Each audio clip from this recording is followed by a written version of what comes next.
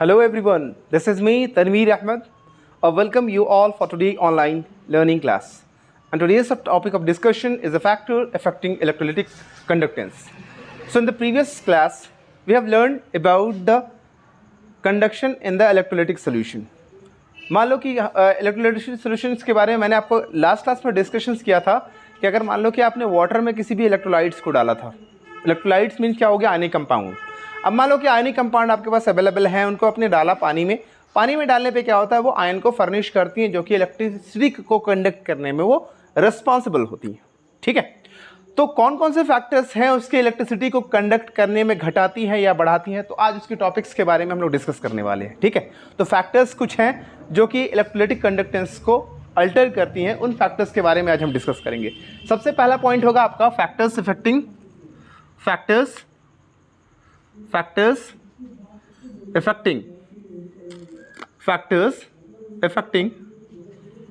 Electrolytic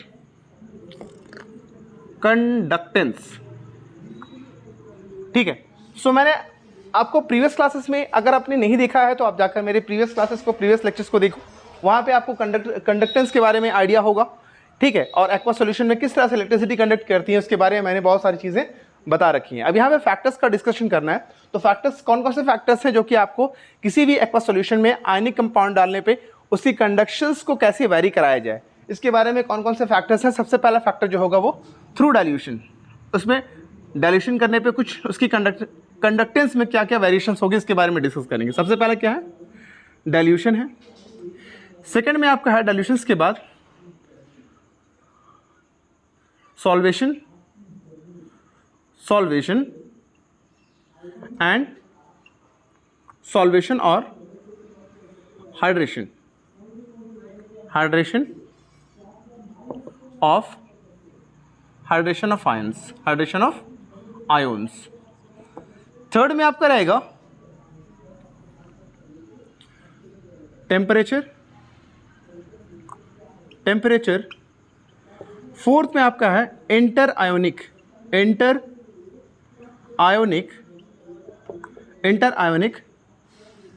interaction. Okay, and fifth में आपका क्या है, फिफ्थ में आपका विस्कोसिटी है। तो चलिए इसके बारे में हम डिस्कस करते हैं। सबसे पहला फैक्टर्स इफेक्टिंग की बात करूं तो फैक्टर सबसे पहले कौन है, डाइल्यूशंस।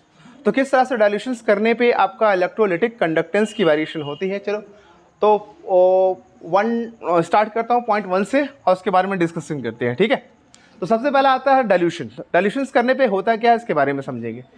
जैसे जैसे आप मान लो कि आपने एक कंटेनर लिया, यहाँ पे मैं एक फिगर बना के समझाना चाह रहा हूँ आपको। ठीक है, इस फिगर को काफ़ी अच्छे से समझने की कोशिश करेंगे आप।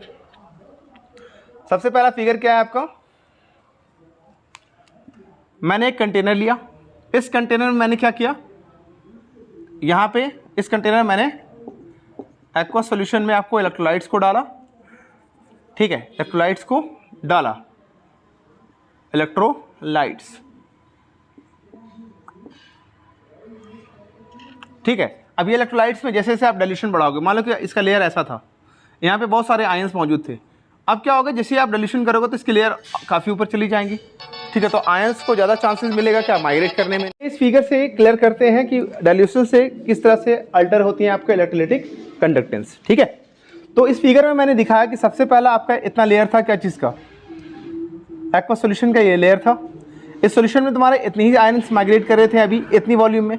अब क्या, मैंने डाइल्यूशन को बढ़ाया, जैसे मैंने वाटर को ऐड किया तो क्या होगा, इसकी वॉल्यूम बढ़ जाएगी, तो आयंस क्या होंगे, काफ़ी सेपरेट हो जाएंगे।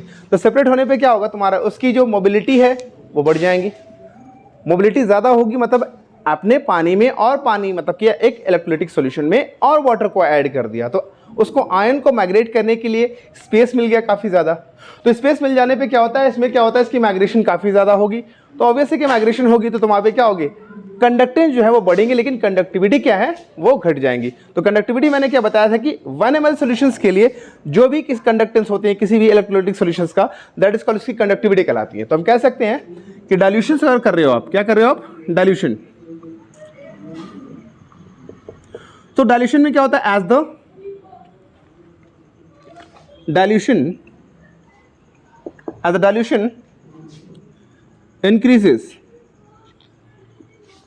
व्हाट हैपन, क्या होगा, द आयोनिक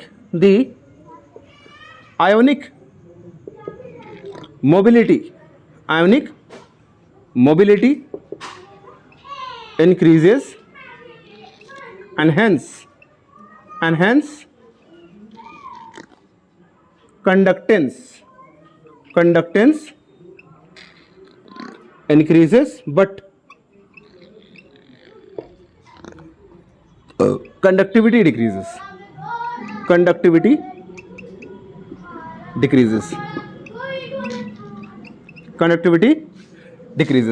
सो मैंने कंडक्टिविटी के बारे में बताया था कि वो 1 ml सोल्यूशन के लिए वो कंडक्टिविटी होती है, ठीक है। यहाँ पे क्या कंडक्टेंस की बात कर रहा हूँ, तो कंडक्टेंस किस वजह से हो रही है, इसकी आयनिक मोबिलिटी की वजह से। अब ये आयनिक मोबिलिटी बढ़ क्यों रही है, क्योंकि डाइल्यूशन की वजह से बढ़ रही है, ठीक है।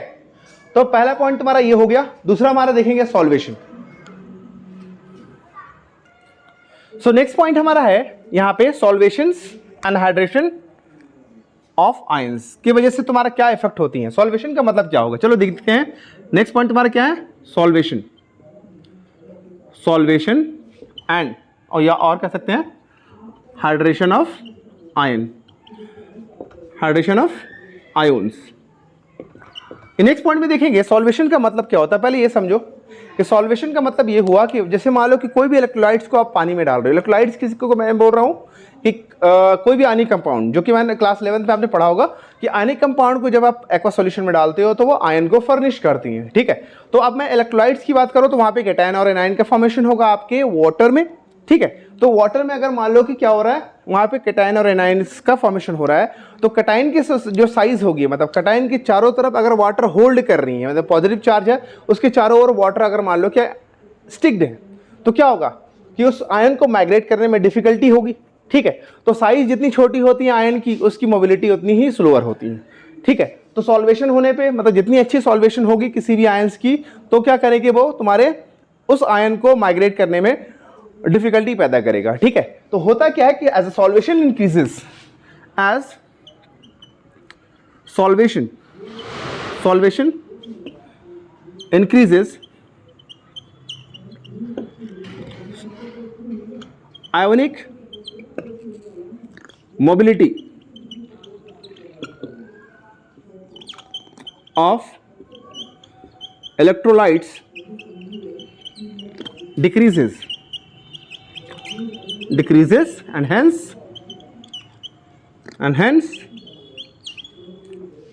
conductance decreases, okay. यहाँ पे क्या हो रहा है, आयनिक मोबिलिटी। जैसे मान लो कि आपने क्या किया, यहाँ पे कंटेनर लिया, कंटेनर में मैंने क्या किया कि यहाँ पे मैंने एक सॉल्यूशन है, मतलब वाटर है, इस तरह से फिल्ड है आपका इस कंटेनर में, है ना। फिल्ड होने पे क्या हुआ, देखो यहाँ ध्यान से देखोगे सभी, इसमें क्या हुआ, बहुत सारे आयंस का इस तरह से माइग्रेशन हो रहा है। मान लो पॉजिटिव है, नेगेटिव है, पॉजिटिव है, नेगेटिव है, इस तरह से आयन है आपके, क्योंकि इलेक्ट्रोलाइट्स क्या होती है, आयनिक कंपाउंड है दैट फर्निशेस आयन, पॉजिटिव और नेगेटिव आयंस। तो ये पॉजिटिव चार्ज अगर मान लो एक आयन है, ध्यान से सुनोगे आप, यहाँ पे अगर मान लो पॉजिटिव चार्ज आयंस हैं, ठीक है, क्या है, पॉजिटिव चार्ज आयन है, तो इसके चारों ओर क्या वाटर मॉलिक्यूल इस तरह से इनको होल्ड किए हुए हैं, मतलब इस तरह से होल्ड किए हुए। जितनी ज़्यादा वाटर मॉलिक्यूल इनको होल्ड किए रहेंगे उतनी ज़्यादा इनको डिफिकल्टी होगी मूव करने में। तो एक चीज़ याद रखोगे, जितनी छोटी आयंस होंगे, मतलब आयन जितनी छोटी होंगी तो उसकी हाइड्रेशंस एंथैल्पी उतनी अच्छी होगी, मतलब हाइड्रेशंस मतलब सॉल्वेशन उसकी उतनी अच्छी होगी, तो उसकी मोबिलिटी उतनी कम होती है। तो कहने का मतलब ये हुआ, अगर मान लो कि अल्कली मेटल्स की बात करूँ तो अल्कली मेटल फर्स्ट ग्रुप के एलिमेंट्स हैं। उसमें कौन कौन आते हैं आपके, lithium, hydrogen, lithium, beryllium, hydrogen, lithium, sodium, potassium, rubidium, caesium, ठीक है ना। तो कुछ एलिमेंट्स है, जैसे मान लो कि आपके पास क्या कौन है, लिथियम है, सोडियम है, पोटाशियम है, रुबिडियम है, सीजियम एंड फ्रांसियम है, ठीक है। तो मैं फ्रांसियम को नहीं ले रहा हूँ। इतने एलिमेंट्स का मतलब आपको क्या इलेक्ट्रोलाइट्स बना हुआ है, तो इसकी सबसे अच्छी हाइड्रेशन किसकी होगी, देखिए साइज सबसे छोटी होगी उसकी हाइड्रेशन अच्छी होगी, और हाइड्रेशन जिसकी हाइड्रेशन मतलब कि हाइड्रेशन या सॉल्वेशन जितनी अच्छी होगी उसकी, उतनी ही ज़्यादा डिफिकल्ट होगा उसको मूव करना। तो छोटे आयन क्या होते हैं, वाटर से स्टिक होकर बड़े हो जाते हैं, तो उसकी मोबिलिटी डिक्रीज कर जाती है। तो डिक्रीज करने पे क्या करते हैं, उसकी कंडक्टेंस डिक्रीज हो जाती है। तो कहने का मतलब अगर हुआ, इसकी साइज़ की बात करूँ तो लिथियम की सबसे छोटी साइज़ होगी, देन सोडियम की होगी, देन पोटाशियम की होगी, देन रुबिडियम की होगी, देन सीजियम की होगी, ठीक है ना। सो यहां से अगर मैं बात करूं इसकी कंडक्टेंस की, तो इसकी तुम्हारी, ये तो मैंने ऑर्डर बताया इसके साइज की, तो सॉल्वेशंस उतना ही बेहतर किसका होगा, ये सॉल्वेशंस के अकॉर्डिंग देख लो, तो सॉल्वेशन ज्यादा किसका होगा, लिथियम का सबसे अच्छा सॉल्वेशन होगा, तो वहां मोबिलिटी कम हो जाएगी उसकी। ठीक है, तो सॉल्वेशन सबसे अच्छी किसकी होगी, यहां अगर मैं लिखूं सॉल्वेशन, तो सॉल्वेशन किसका होगा, लिथियम का सबसे अच्छा होगा। फिर क्या, सोडियम है, फिर पोटेशियम है, रुबिडियम है, लास्ट में आपका सीजियम का होगा। ठीक है, तो यहां से आपको ये पॉइंट भी क्लियर हो गया होगा कि किस तरह से इफेक्ट करती हैं आपके सॉल्वेशन और हाइड्रेशन ऑफ आयंस। तो हाइड्रेशन होने की वजह से साइज बढ़ जाती है, उसकी मोबिलिटी डिक्रीज कर जाती है। नेक्स्ट पॉइंट तुम्हारा क्या है, चलो नेक्स्ट पॉइंट पे आते हैं। नेक्स्ट पॉइंट तुम्हारा क्या है यहाँ पे, टेम्परेचर। क्या आपका टेम्परेचर। सो टेम्परेचर कैसे अल्टर करती है, जैसे as the temperature increases in electrolytic solution, as the temperature, as the temperature increases, as the temperature increases। ठीक है, तो क्या होगी, आयोनिक मोबिलिटी, आयंस का जो माइग्रेशन काफी बढ़ जाएगा। आयनिक mobility increases due to increase in kinetic energy of the solution, and hence यहां पे क्या होगा, and hence conductance increases। क्या होगी, यहां कंडक्टेंस इंक्रीज कर जाएंगी आपको। ठीक है, तो मैंने क्या बोला, टेम्परेचर बढ़ाने पे काइनेटिक एनर्जी बढ़ेगी, तो आयनिक मोबिलिटी काफी ज्यादा होगी एक एक्वा सॉल्यूशन में। तो अगर मोबिलिटी अच्छी हो रही है तो वहां पे ऑब्वियस है कि क्या चीज हो जाएगा आपका, कि कंडक्टेंस आपकी इंक्रीज करेंगी। ठीक है, so moving to the next point. Next में आपका क्या है, inter ionic interaction. Next point आपका क्या है, इंटर आयोनिक इंटरैक्शन। चलो इसके बारे में थोड़ा डिस्कस कर लेते हैं हम लोग।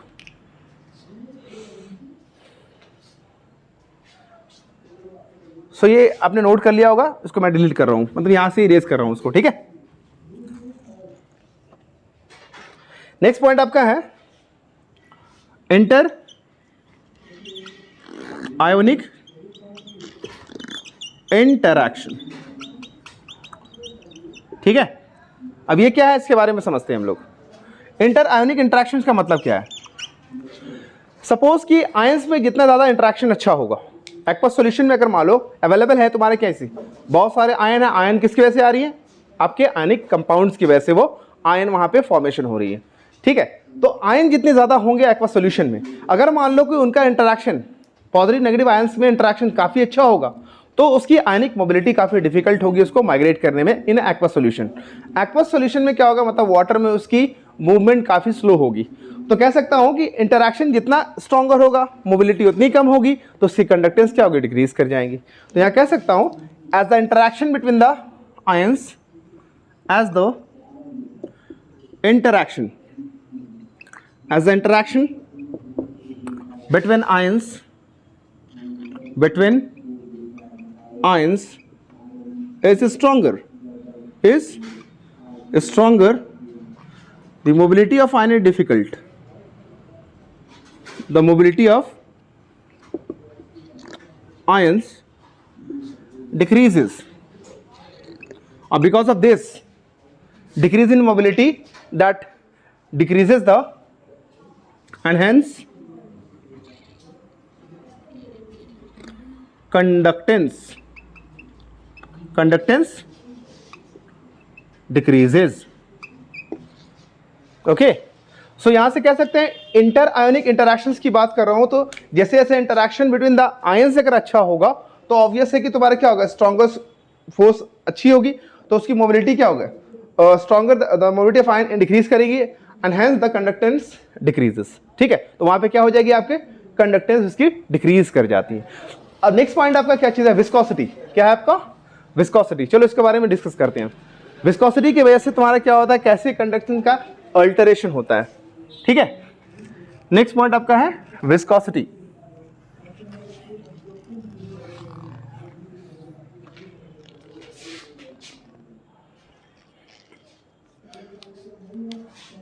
नेक्स्ट पॉइंट आपका है विस्कोसिटी। अब देखिए विस्कोसिटी कैसे आपको वेरिएशंस ला रही है आपके इसमें। तो जैसे जैसे मान लो कि अगर मान लो मैं बता रहा हूं कि बहुत अच्छी एग्जांपल दे रहा हूं कि अगर यहाँ पे कोई भी एक्वा सॉल्यूशन, जैसे मतलब वाटर में अगर कोई भी इलेक्ट्रिसिटी अगर कंडक्ट हो रही है तो because of migration of ion हो रही है। तो अगर मान लो वाटर को तुम जितना ज़्यादा कॉन्सेंट्रेट करते जाओगे, मतलब कहने का मतलब ये हुआ कि अगर मान लो कोई लिक्विड ऐसी है जिसकी विस्कोसिटी ज़्यादा है, मतलब वो लिक्विड की गाढ़ी है, तो गाढ़ी होने की वजह से क्या होता है उसमें जो आयन्स होंगे या कोई भी मॉलिक्यूल्स होंगे उसमें मूव करना उसको काफ़ी डिफिकल्ट होगा। तो मैं कह सकता हूं कि अगर विस्कोसिटी किसी भी लिक्विड्स की बढ़ाओगे, विस्कोसिटी अगर लिक्विड की बढ़ाओगे तो सिंपल क्या होगा कि वहां पे आयन्स की माइग्रेशंस डिक्रीज कर जाती है, मोबिलिटी डिक्रीज करेंगी। मोबिलिटी डिक्रीज करने पे क्या होता है कि आयन का माइग्रेशन होगा नहीं तो कंडक्टेंस भी डिक्रीज कर जाएंगी। ठीक है, तो क्या हो रहा है यहाँ पे, as the viscosity of the liquid, as the viscosity of liquid increases, as the viscosity of the liquid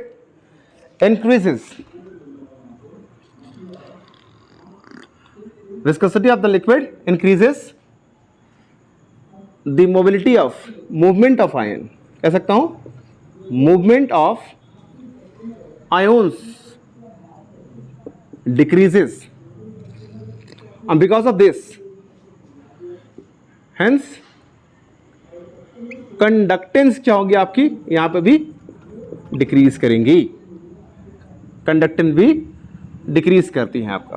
ठीक है, तो यहां से आपको आइडिया हो गया कि विस्कोसिटी बढ़ाने पे क्या होती है, कंडक्टेंस डिक्रीज कर जाती है क्योंकि आयनिक मोबिलिटी भी डिक्रीज कर जाती है। गेटिंग?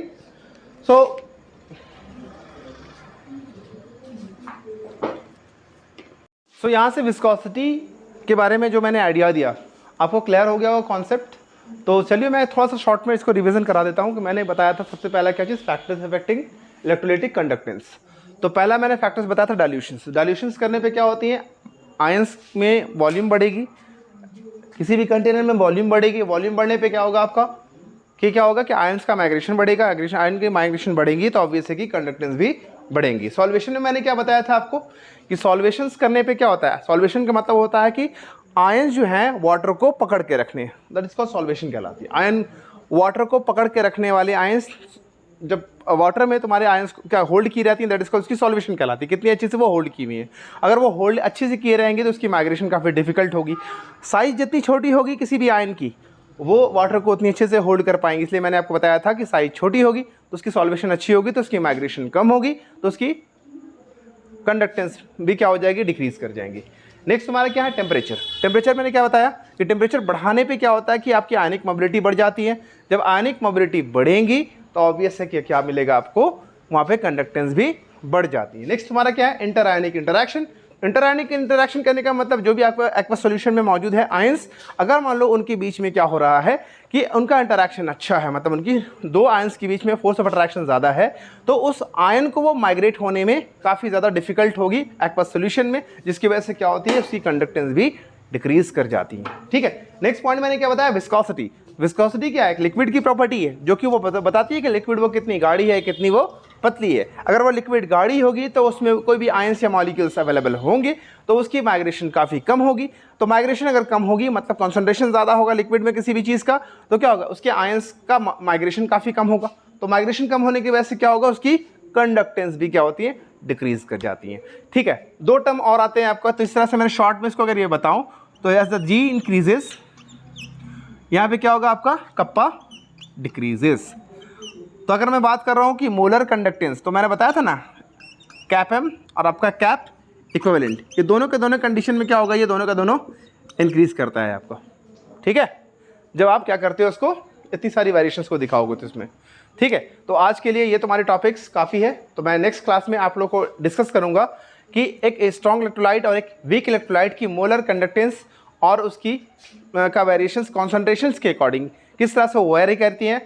डिवाई हक्कल ऑनसेगर इक्वेशंस के अकॉर्डिंग हम उसको समझाएंगे कि वो किस तरह से वेरिएशन होते हैं, आपको स्ट्रॉन्ग इलेक्ट्रोलाइट की कंडक्टिविटी, मोलर कंडक्टिविटी किस तरह से वेरी करती हैं। सो आज के लिए काफ़ी इतना, that's all for today's class. Thank you, have a marvellous day.